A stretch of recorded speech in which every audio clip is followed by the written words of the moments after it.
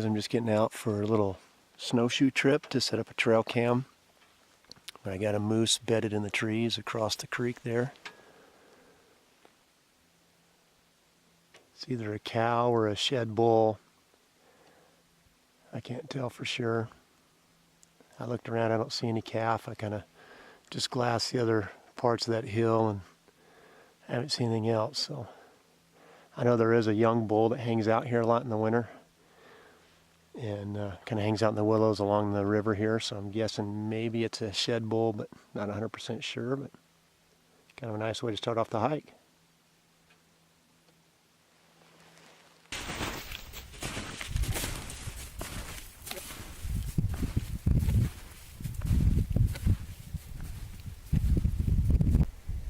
Man, guys, it's just beautiful out today. We've had probably 5 or 6 kind of cloudy, hazy, or snowy days in a row.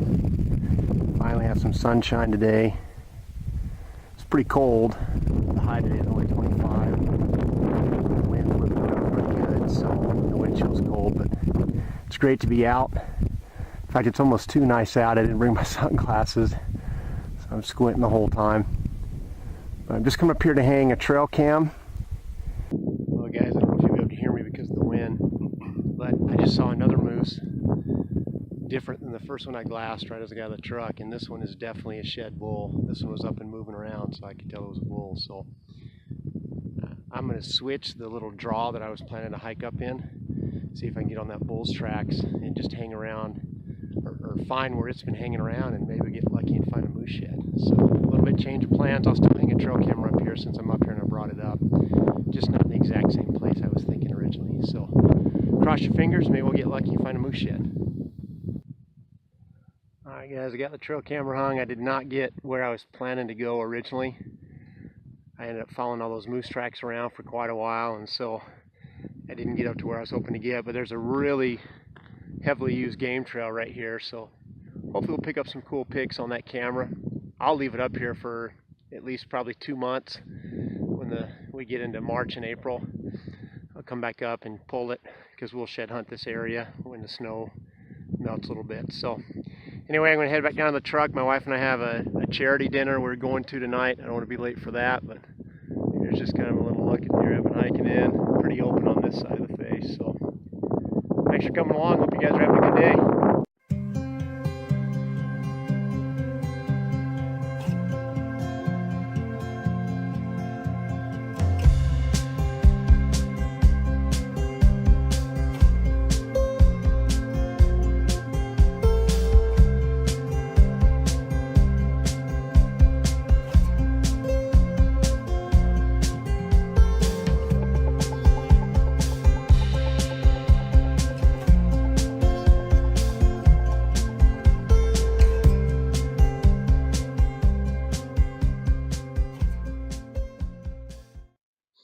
Well guys, that is snow up to my knee. That's what happens when you get stubborn and you let your pride outweigh your common sense.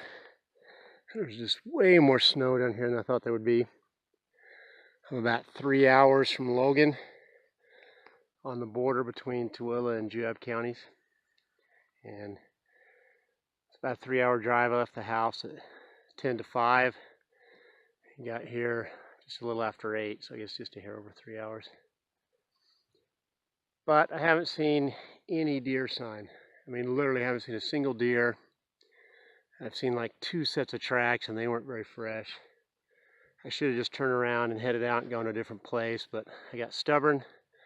I saw this sage flat that's, well, you can't see it from here, but it's up here probably another 1/4 mile, maybe half a mile.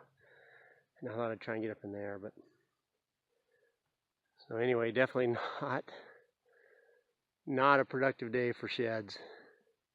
Just so much snow up here, but hopefully I can get up to this flat and get on the south side and the snow won't be quite as deep. See if maybe we'll get lucky and find something. Well guys, I'm making my way back down to the van. I haven't seen anything. I mean, no sheds, no live deer. Not even a bird. It's just been dead out here today. I've dropped in elevation though. It's still snowy. Look around. but it's not as deep, and it's crusted over a little bit on the top. So I'm only sinking to about my ankles instead of my knees, which is nice. I really like to hike in like these juniper and kind of pinyon groves. So this is some of my favorite country to be in, but man, I don't normally hike in it when there's this much snow. I could have just stayed in Logan if I wanted to be in all this snow. But anyway, it's a beautiful day. It's still relaxing to be out in God's creation. Just, been able to think about last week and all that He's been doing in my life and all that He's been doing in our church. And so it's still been a good day, even though it's been slow, and I know it makes for a slow video, so I apologize. Thought I'd go ahead and do the Minute on the Mountain. The verse for today is Proverbs 27:6, which says, "A wound from a sincere friend is better than many kisses from an enemy." And I'm sure that causes some of you to tense up when you hear that. Maybe pucker a little bit. Nobody likes to be wounded by anyone, even if it's by a friend. But there's so much wisdom in that we want to have friendships where people are close enough to us and we can be authentic enough that they can tell us hard truth. We did a sermon this last Sunday on engaging in conflict and how to do it the right way. And that was one of the verses that we talked about. And so, when we really care about people, if they're doing something that we know is going to have negative consequences, the unloving thing is not to say anything. The loving thing is to engage in conflict, even though it can be uncomfortable. But we talked about some steps that we should take when we do that to make sure that we're engaging the right way and also for the right reasons. So the first step we talked about is seek to understand the other person.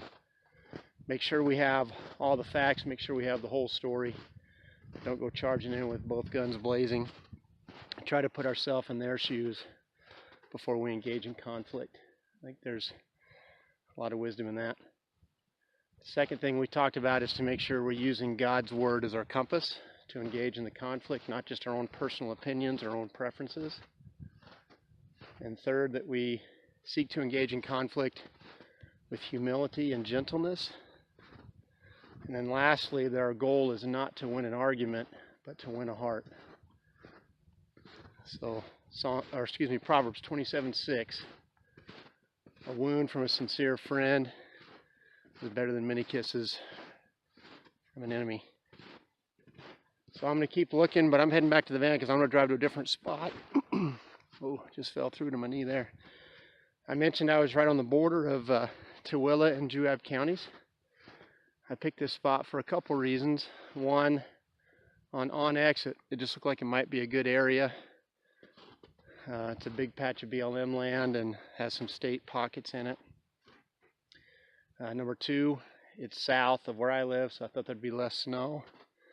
And number three, my goal over the next 2 years is to find a shed in every county in Utah. There's 29 counties in the state of Utah. So I'm going to call it the Utah 29 Shed Tour. I originally thought about trying to get them all done in 2019, but I know that's not going to happen. I just don't get out that much. This isn't what I do for a living. I have a full-time job and 4 kids, and they are more important to me than shed hunting and being out in the mountains. So, and I'm not one for setting goals that aren't realistic, but I think I could do it in 2 years. So that's my goal. Over the next 2 years, I want to find a shed in every county in the state of Utah. This is the second time I've been shed hunting this year. The first time I went in Iron County, and I did find a shed. So Iron County is checked off. I got 28 counties to go. So the reason I picked this spot is I thought if I found something on this hike, within the first hour or two, I could jump over into Juab County and find something there. So I am going to get back to the car and I'm going to head down south, get a little further south and go to Juab County. There's another spot I had marked on OnX. See if we can find something there. But thanks for coming along. Thanks for all you guys who have been subscribing and watching the videos and taking the time to comment. And again, sorry the last one was pretty slow. I only found that one little shed, and this one's been pretty slow so far, so hopefully maybe we can turn something up at this next spot. Look how wide open this country is, guys. I started out on that sagebrush flat, just kind of zigzagging it back and forth. But there's probably 7 or 8 inches of snow here, but it's got that, inch to inch and a half crust on the top. So you keep falling through, and then you kind of stay up on top for 2 or 3 steps. You think, oh good, I found a hard spot, and then you fall through for 5 steps in a row. So I've only gone a little over a mile. This little draw right here, I started working up the south side of it, and it's better. It's not quite as much snow, and because of the sun in the afternoon, it's frozen over a little harder. So I'm just going to work it up. Try not to go so fast that you guys get motion sickness, but I'm going to work up this draw. See the tops of these trees. I've only got about 30 more minutes. I need to head back to the car so I can get back to Logan on time for some meetings today. So still haven't found anything. It's been pretty tiring just because of the snow. So the Utah 29 shed tour is not off to a very good start. Curious for you guys at Shed Hunt, has anybody else ever found a shed in all 29 counties in Utah? If you've done that, let me know, or if you know of somebody who's done it, put a comment in the comments section. But that's what we're going to try and do over the next 2 years. All right, thanks guys.